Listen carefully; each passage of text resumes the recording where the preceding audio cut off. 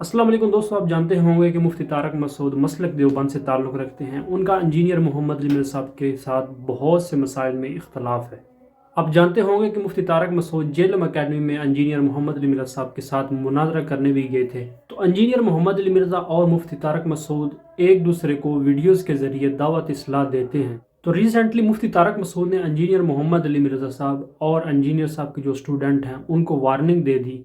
कि इंजीनियर साहब जो वीडियोस लगा के मुफ्ती तारक मसूद साहब और उनकी तस्वीर लगा कर रिएक्ट करते हैं, उसके हवाले से मुफ्ती तारक मसूद ने इंजीनियर साहब को और उनके स्टूडेंट को वार्निंग दे दी। मुफ्ती तारक मसूद का ये कहना है कि इंजीनियर मोहम्मद अली मिर्ज़ा साहब मेरी तस्वीर लगाकर, मेरी वीडियो चलाकर उसके ऊपर रिएक्शन देते हैं। मुफ्ती तारक मसूद का ये कहना है ना तो इंजीनियर मोहम्मद अली मिर्ज़ा साहब मेरे साथ मुनाजरे के लिए बैठते हैं और ना वो ऑनलाइन मेरे साथ बात करते हैं। मुफ्ती तारक मसूद साहब का ये कहना है कि मैं अगर शुरू हो गया जिस तरह इंजीनियर साहब कर रहे हैं तो मैं इंजीनियर साहब को उनके घर तक पहुंचाऊंगा। मुफ्ती तारक मसूद ने इंजीनियर मोहम्मद अली मिर्ज़ा साहब के हवाले से बहुत ही सख्त लहजा इस्तेमाल किया। तो ये आप पहले वीडियो देखें मुफ्ती तारक मसूद साहब की। इसलिए इंजीनियर साहब से एक गुजारिश है कि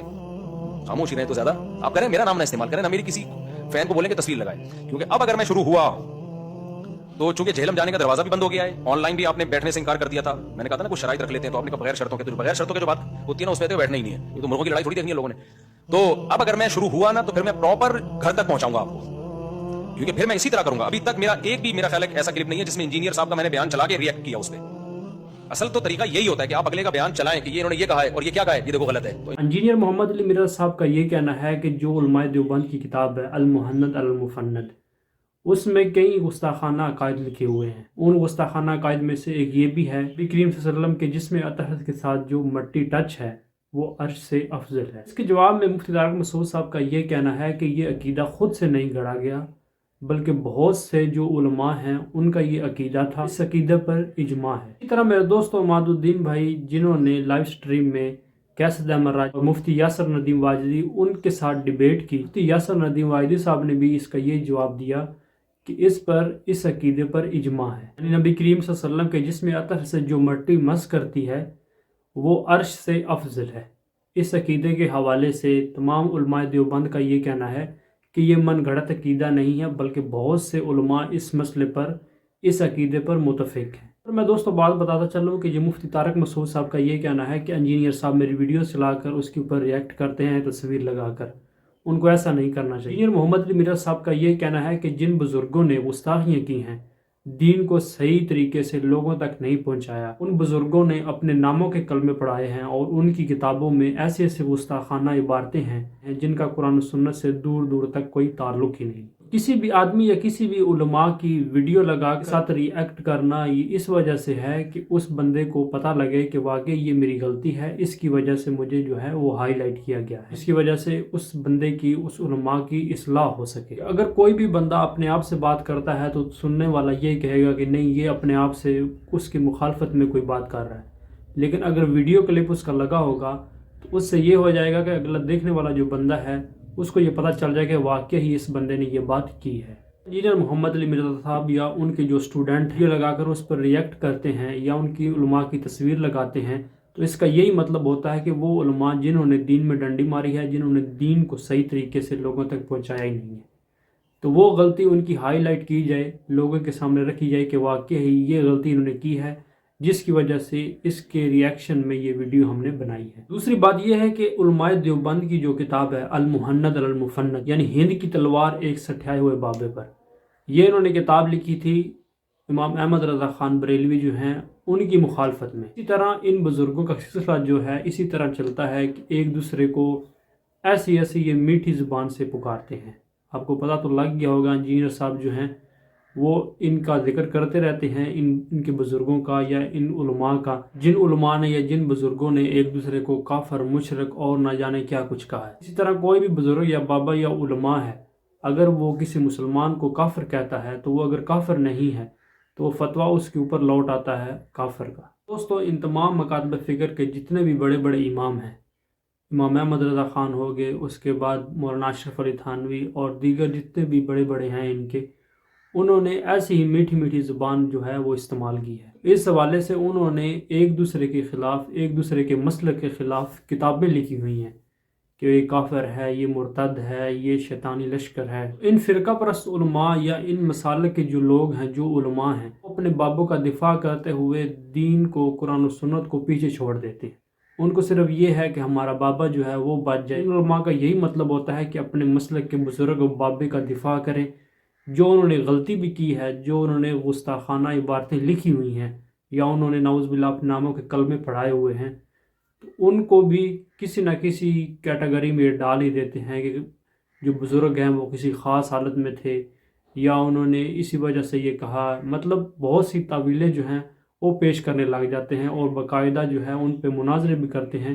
کہ ہمارے جو بزرگ بابے ہیں وہ اس خاص کیفیت میں تھے جس کی وجہ سے ان سے یہ کچھ ہوا۔ یہاں پر میں بتاتا چلوں دوستو، صرف اور صرف یہ اندھی تقلید کا نتیجہ ہے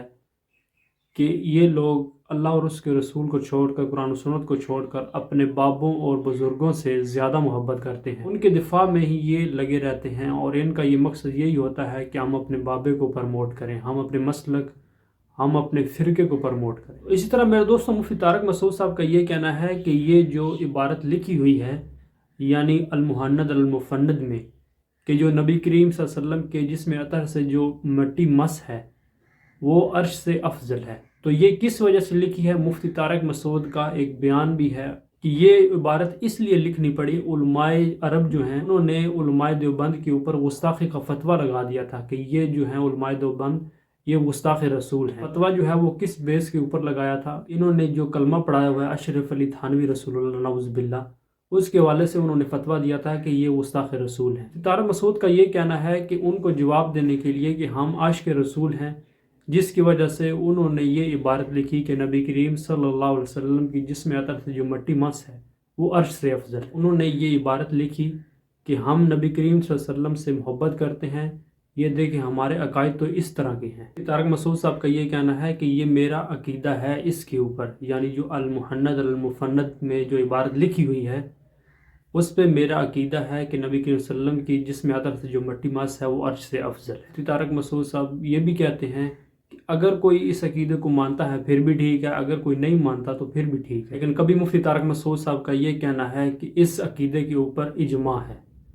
یعنی مفتی طارق مسعود صاحب اپنے بیانات سے پھر جاتے ہیں، کسی بیان میں کچھ کہہ رہے ہیں، کسی بیان میں کچھ کہہ رہے ہیں۔ اسی طرح اور بھی بہت سی باتیں مفتی طارق مسعود صاحب نے کی۔ مفتی طارق مسعود صاحب کا یہ بھی کہنا ہے کہ یہ جو عقیدہ ہے المحند المفند میں، اس عقیدے کے اوپر بہت سے جید علماء جو ہیں ان کا بھی یہی عقیدہ ہے کہ واقعہ ہی یہ عقیدہ جو ہے یہ قرآن سنت کے مطابق ہے۔ ریسنٹلی جو مفتی طارق مسعود صاحب نے ویڈیو بنائی انجینئر محمد علی میرا صاحب کو وارننگ دی، اس ویڈیو میں مفتی طارق مسعود صاحب جو ہیں وہ اس عقیدے کو ٹھیک کہہ رہے ہیں کہ بہت سے علماء کا یہی عقیدہ ہے۔ دوستو یہاں پر سوچنے والی بات یہ ہے کہ مفتی طارق مسعود صاحب ایک طرف تو یہ کہہ رہے ہیں کہ یہ جو گستاخی کا فتویٰ لگا تھا علماء دیوبند کے اوپر، علماء عرب نے لگایا تھا، اس کے جواب میں یہ عقیدہ لکھا گیا کہ ہم تو نبی کریم صلی اللہ علیہ وسلم سے اتنی محبت کرتے ہیں، ہمارا تو یہ عقیدہ۔ تو سوال یہاں پر یہ اٹھتا ہے کہ اگر کوئی بھی بندہ آپ کو گستاخ رسول کہتا ہے یا کسی بھی علماء، کسی بھی مکاتب فکر والے کو گستاخ رسول کہتا ہے، گستاخی کا فتویٰ لگاتا ہے، تو کیا اس کو یہ چاہیے کہ وہ نبی کریم صلی اللہ علیہ وسلم کی شان کو اللہ تعالیٰ کی شان کے ساتھ ملا دے؟ اپنے دفاع میں، اپنے آپ کو عاشق رسول کہلوانے کے لیے، لوگوں کو دکھانے کے لیے، جی نہیں ہمارا تو یہ عقیدہ ہے، ہم گستاخ رسول نہیں ہیں، اور ان لوگوں کا یہ کہنا ہے اس کے اوپر اجماع ہے۔ تو یہ اجماع کیسے ہو گیا ہے؟ اگر کوئی بھی مسلک سے تعلق رکھنے والا یا کچھ علماء، چند علماء جو ہیں اسی مسلک کے، ان کا اجماع ہے تو اس کا مطلب یہ نہیں کہ پوری امت مسلمہ کا اجماع ہے۔ اجماع اس کو کہتے ہیں جو تمام امت مسلمہ جتنی بھی ہے وہ ایک مسئلے پر اتفاق کریں۔